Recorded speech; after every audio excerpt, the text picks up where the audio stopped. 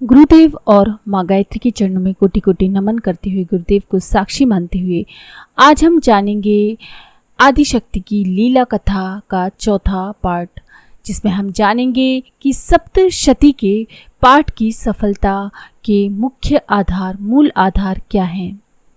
आदिशक्ति की लीला कथा को अपने अक्षर अक्षर में गुथे श्री दुर्गा सप्तशती के प्रयोग अमोघ हैं। ये सच है, जिन्होंने भी अपने अस्तित्व में आत्मसात किया है उनमें स्वाभाविक रूप से इसकी पाठ विधि की जिज्ञासा अंकुरित हुई है।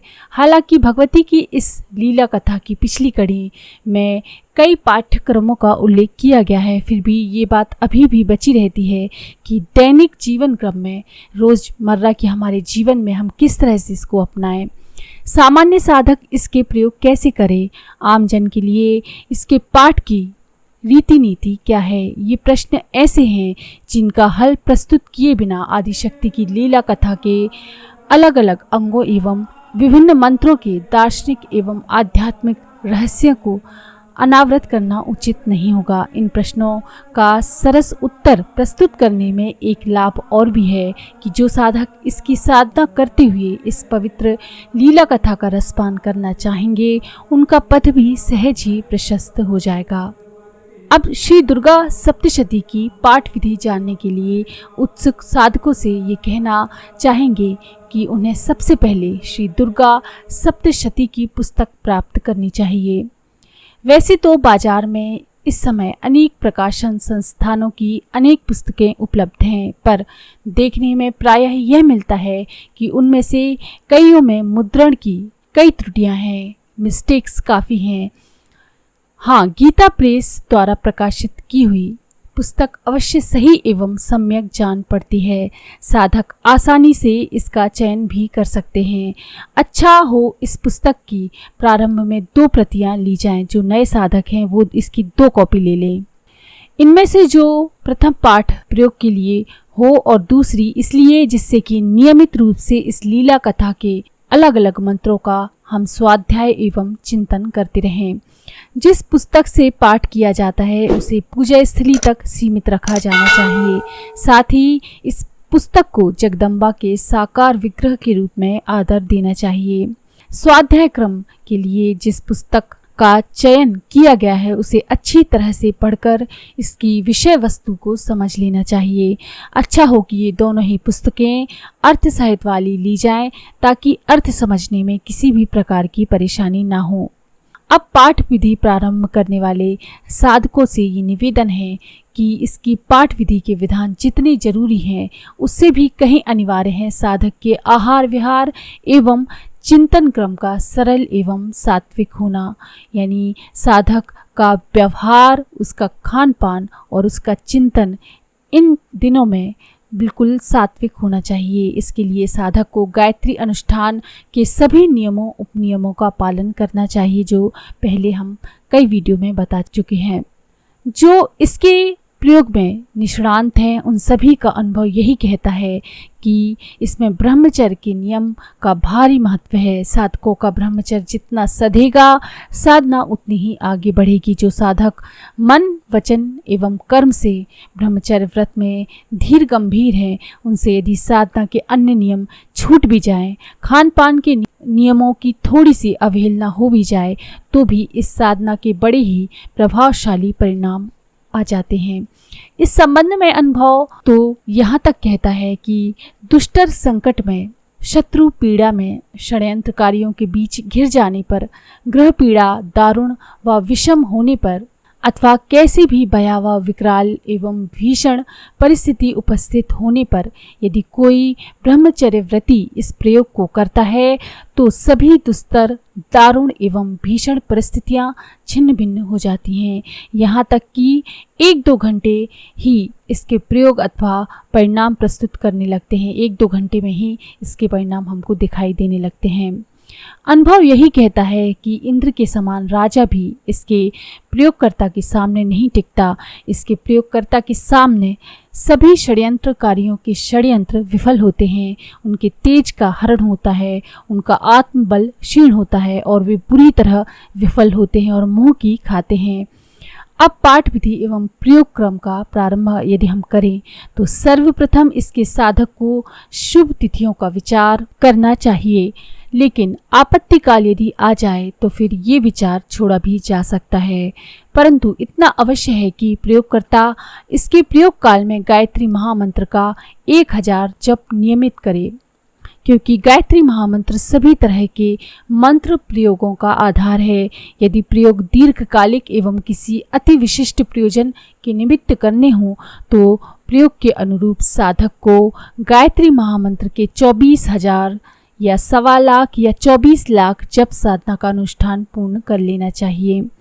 विशिष्ट अनुभवी जन तो यहाँ तक कहते हैं कि गायत्री महामंत्र का महापुरुषण करने के बाद यदि कोई साधक इस साधना के विशिष्ट प्रयोग को करे तो वह अपने भाग्य के सभी लेख मिटाने में समर्थ होता है।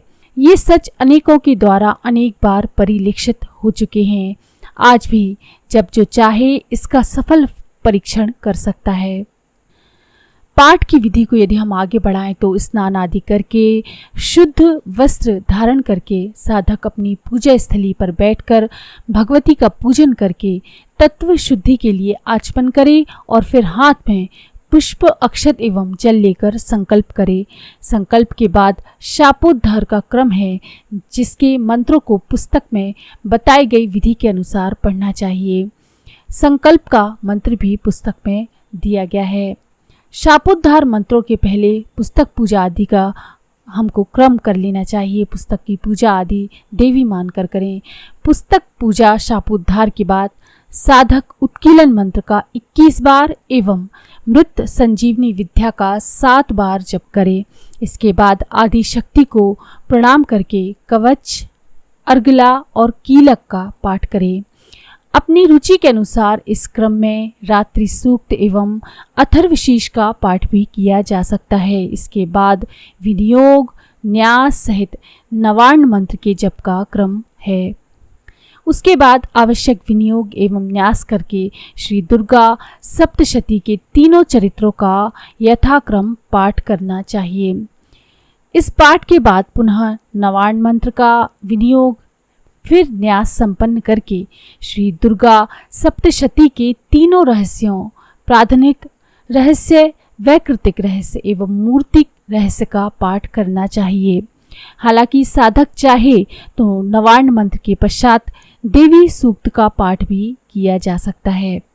रहस्य पाठ के बाद शापोद्धार विधि पुनः पूर्ण करनी चाहिए। इसके बाद फिर दोबारा से आपको लास्ट में शापोद्धार करना पड़ेगा। बाद में क्षमा प्रार्थना, आरती आदि क्रम पूरे किए जा सकते हैं। जो साधक व्यस्तता, आशक्तता अथवा किसी अन्य कारणवश प्रतिदिन तीनों चरित्रों का पाठ नहीं कर सकते हैं, वे अपने पाठ को 7 दिनों में भी पूरा कर सकते हैं। इसके लिए उन्हें पहले दिन प्रथम अध्याय का पाठ करना चाहिए, दूसरे दिन दूसरे और तीसरे अध्याय का, तीसरे दिन चौथे अध्याय का और चौथे दिन 5वें, 6ठे, 7वें एवं 8वें अध्याय का पाठ करना चाहिए। 5वें दिन साधक 9वें व 10वें अध्याय का पाठ करे। 6ठवें दिन 11वें अध्याय का पाठ करके 7वें दिन 12वें व 13वें अध्याय का पाठ पूर्ण करे। इस तरह से 7 दिनों में संपूर्ण सप्तशती का पाठ पूरा हो जाता है। परंतु इसमें ध्यान रखने की बात ये है कि ये छूट केवल अध्यायों एवं चरित्रों के बारे में है। श्री दुर्गा सप्तशती के अध्यायों के पहले जो भी किए जाने वाले जो पाठ हैं, जैसे कवच है, अर्गला है, कीलक है, इनका पाठ एवं नवार्ण मंत्र का जप और भी जो शापोद्धार क्रियाएं वगैरह हैं जो आपने पहले दिन की थी वो हर दिन आपको करनी पड़ेंगी। पाठ बस आपको दिन के अनुसार आप कर सकते हैं।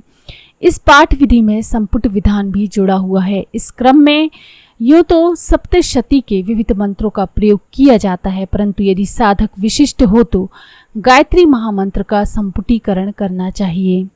इसके लिए सप्तशती के प्रत्येक मंत्र के पूर्व एवं पश्चात गायत्री मंत्र का प्रयोग करना चाहिए। इस तरह सप्तशती के 700 मंत्रों के साथ गायत्री मंत्र के 1400 पाठ भी पूरे हो जाते हैं। इसके सत्परिणामों की यदि हम चर्चा करें तो शास्त्रों में कहा गया है कि प्रति श्लोक 3 व्याहतियों से युक्त गायत्री को यदि आदि यानी शुरू एवं अंत में जपा जाए तो उसका महाफल होता है। श्री दुर्गा सप्तशती के पाठ के पश्चात भी सिद्ध कुंज का स्त्रोत का पाठ शुभ माना गया है। इस क्रम में गोपनीय बातें अनेक हैं जो कि गायत्री के अर्थ एवं तत्व का विस्तार करती हैं, जिनकी चर्चा हम आगे के वीडियोस में करेंगे।